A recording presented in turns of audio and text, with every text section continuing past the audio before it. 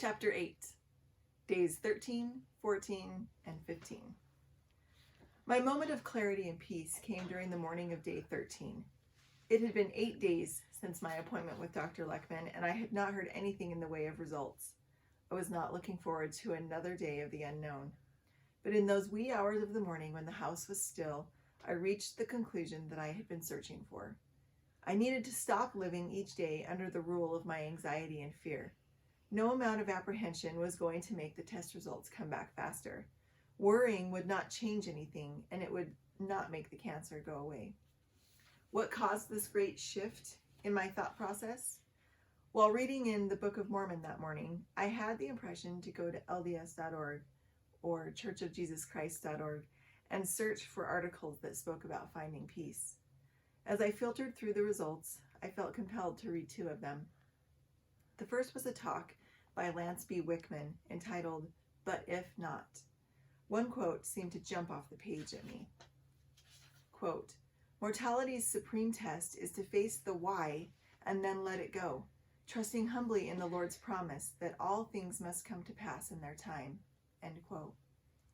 Okay, face the why and then let it go. The second article was a talk given by Elder Quentin Cook. Again, there was a section that penetrated my heart as I was reading. Quote, "I testify that the atonement of Jesus Christ covers all of the trials and hardships that any of us will encounter in this life.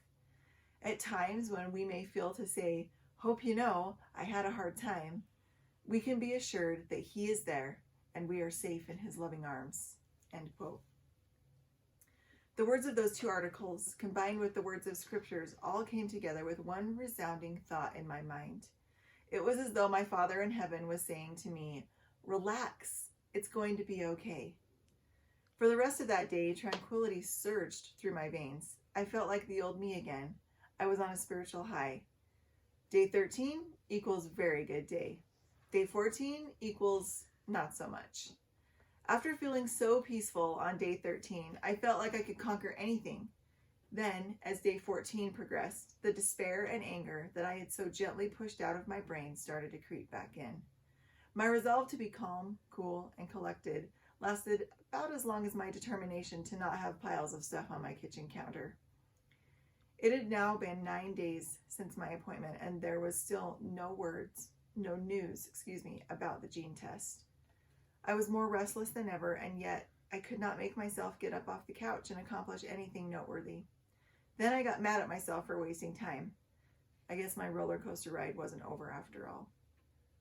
By the time day 15 rolled around, I didn't know how I was going to be able to pull myself through another day of waiting. I felt like my life was on the line, and with each day that passed, I grew more desperate. I needed answers so I could move forward and get this cancer out of me. Excerpt from my journal.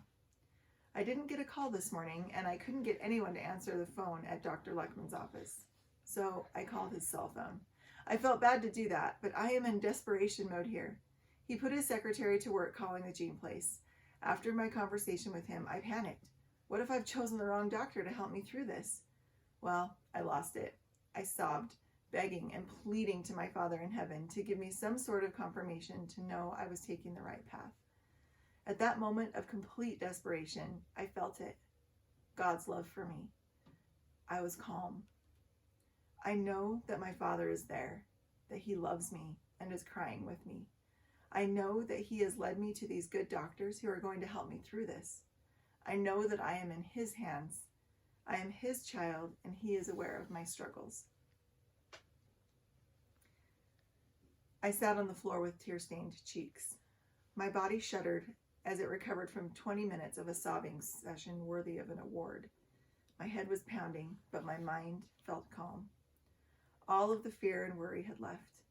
In its place was the calm reassurance that everything would be all right.